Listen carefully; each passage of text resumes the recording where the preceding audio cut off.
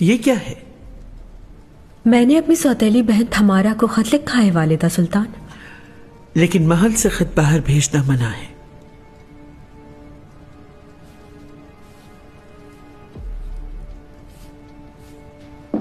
वो क्यों वालिदा?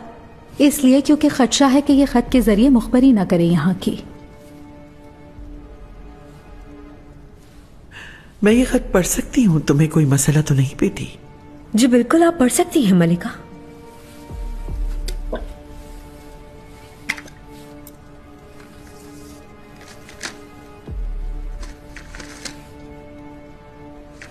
बहार ताल्फा,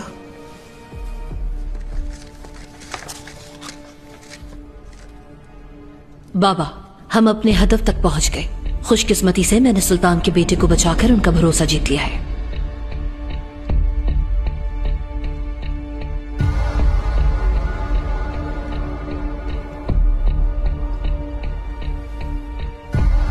सुल्तान को मारना अब ज्यादा मुश्किल नहीं होगा।